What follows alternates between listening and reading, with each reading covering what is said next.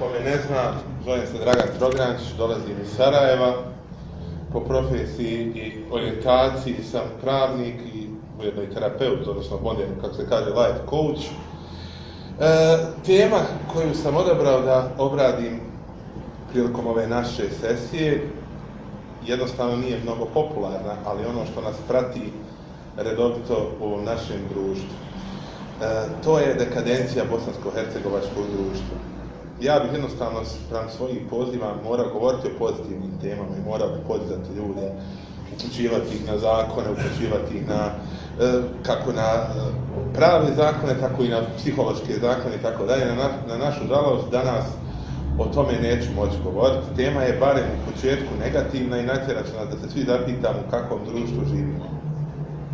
Dakle, početkom 90. godina 20. stoljeća bosansko-hercegovačko društvo je počelo ulaziti u kolosalnu dekadenciju koja je kulminirala u ratu da bi se ista nastavila i nakon rata dovodeći bosansko društvo u nimalo zavidan položaj.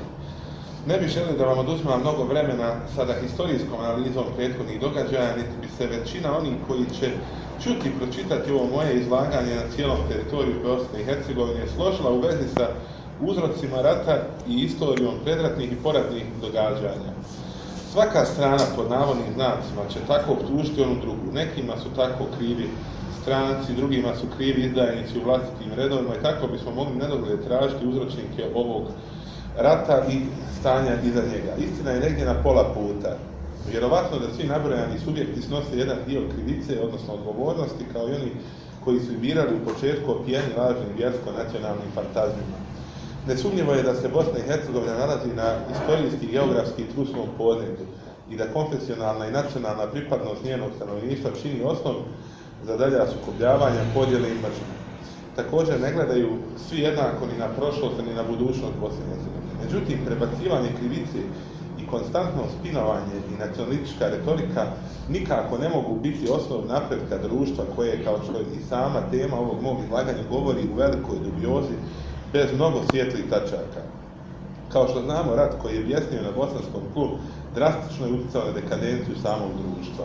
Privreda je bila potpuno devastirana i zamrznuta. Za 4 godine ratnih dejstava sve je usporeno, umrtvljeno i u krajnjoj liniji promijenjeno. Došlo je do ogromnih pomjeranja i migracija stanovništva kako u okviru same BiH, tako i u regionu i samom svijetu. Prognano je gotovo 1 milion stanovnika. Preko 100.000 ljudi je izgubilo živote, a mnogi su ostali bez dijelova tijela, zdravlja, članova, porodica i samog imetka.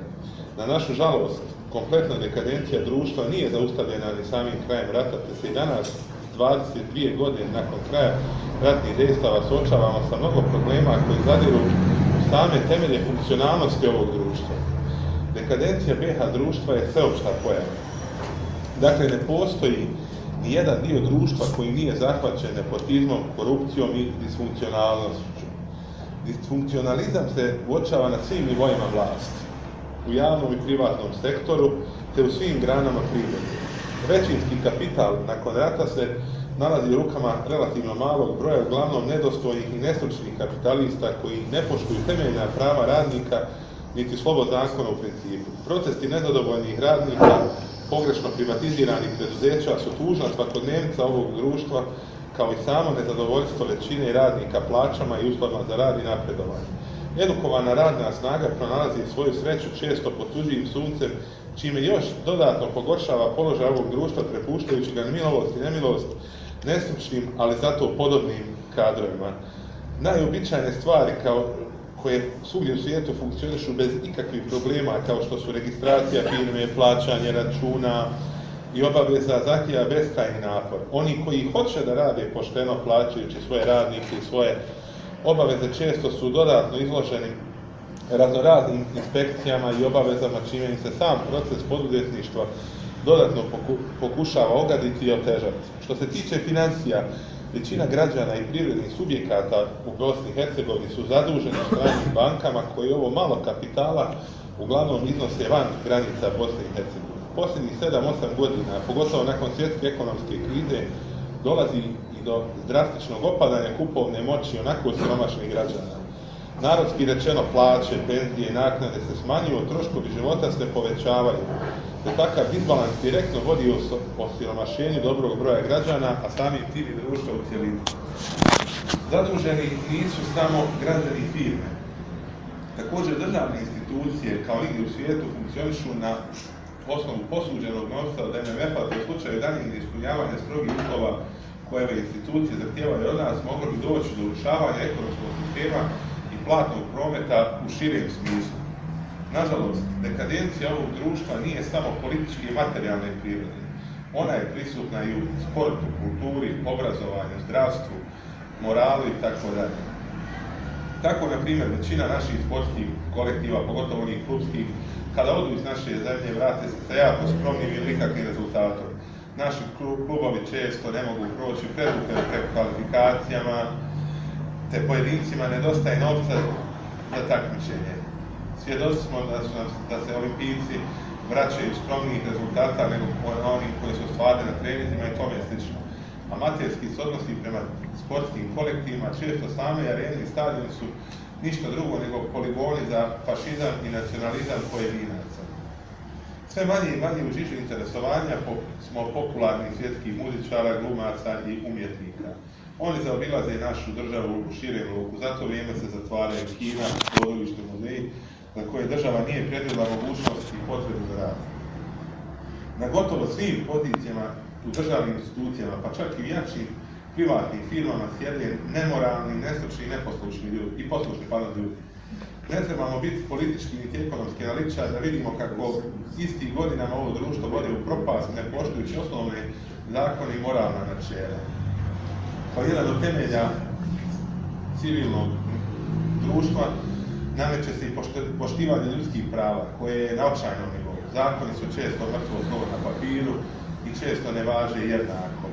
Invalidi, penzioneri, učenici, trudnice, gotovo da im nemaju nikakva prava u skladu sa konvencijama koje je Bosna i Hercegovina potpisala i ratificirala. Pod svim ratnim i poratnim pritiscima dobar dio pojedinaca se je i moralno izoblačio. Pokupili smo najgore i sa istoka i sa zapada. Mladima su uzor silikonske sponzoriše, kriminalci i ublehaši sumnjivih moralnih vrijednosti koji su na lak način došli do velikih materijalnih vrijednosti. Obrazovni sistem je također poharan. Većina vrhunskih intelektualaca se ne pita ni za šta, jer su jednostavno napustili svoje pozicije od svih vani. Diljem države nisu privatni fakulteti, a diplome pojedinih srednjih škola se mjere težinom janjeta podnesenog direktora i brojem nula na uplatnici. Zdravstveno stanje stanovnika je također alarmantno. Među 10 smo zemalja na svijetu po pretilosti i koronarnim oboljenjima. Evidentan je kraći životni vijek građana kao i niz raznih oboljenja koje su progresivni. Konzumiranjem nezdravih namirnica, alkohola, duhana i droga također postaje gotovo pa pandemično.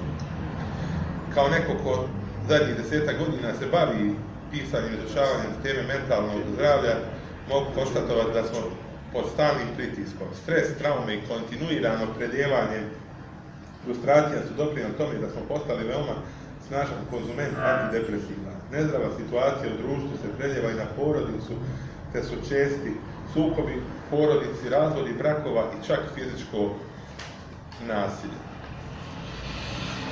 Loša ekonomska situacija je pogodna tlo za razvoj nacionalizma te raznih nacionalističkih mitomanija gdje narodi bivaju upućivani da žive u što etnički čistim torovima, što dalje ponovo generira nove sukobe i sam vjersko-nacionalni radikalizam na koji smo gotovo i navikli, koji u pravilu biva blago ili nikako osuđen od strane onih koji su to trebali osuditi. Najgore od svega je pak bezidejnost i bezperspektivnost koja tjera pogotovo mlade ljudi van. Svake godine oko 80.000 mladih i radno sposobnih ljudi napušta Bosnu i Hercegovinu.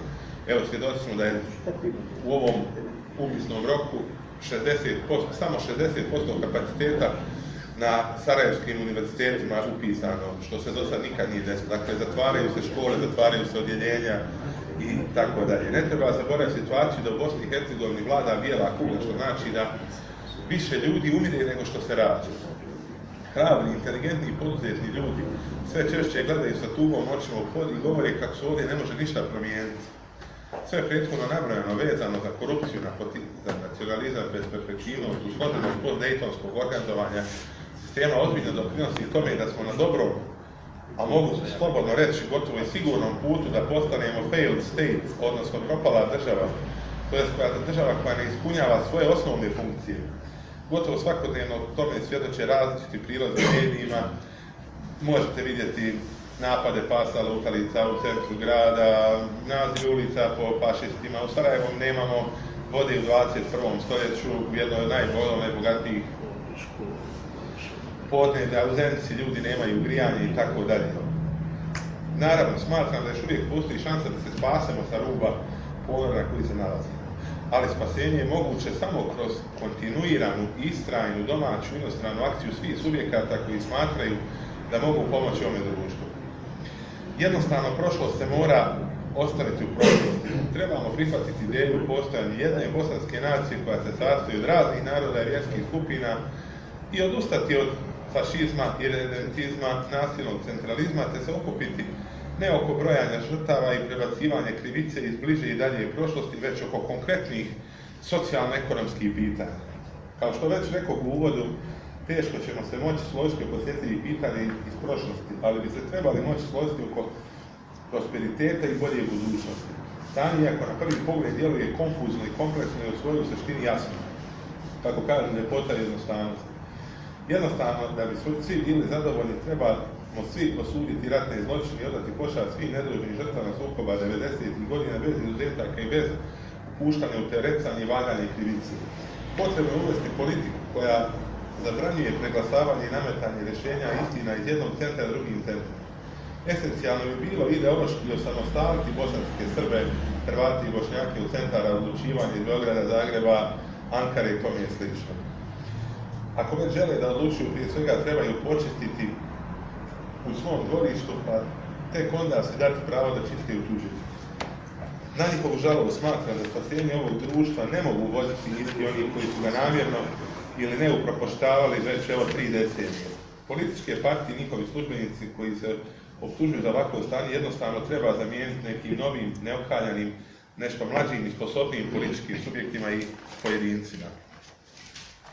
Potrebno je dakle institucijski funkcije profesionalizirati i popuniti iste profesionalnim, a ne podobnim, te razriješiti čvor koji je nastao u vezi sa preklapanjem ovlaštenja kao i sa dijelom sudske zakonodavne izvršne vlasti, čija dioba je temelj za adekvatno poštivanje ljudskih prava i sloboda i za normalno funkcionisanje jednog društva u cjelini. Smatram da u zemlji i inostranstvu postoje mnogi pošteni i pametni ljudi, pravi profesionalci koji bi mogli da promijene stanje u društvu i da ovu zemlju učine funkcionalnom i razvijenom. I zbog toga se treba utjecati na javnost kroz medije, tribine i ostale oblike komunikacije, šaljući poruku da se ipak nešto može promijeniti i da nismo vječito zarobljeni u historijskom političkom limbu. Hvala vam na pažnji.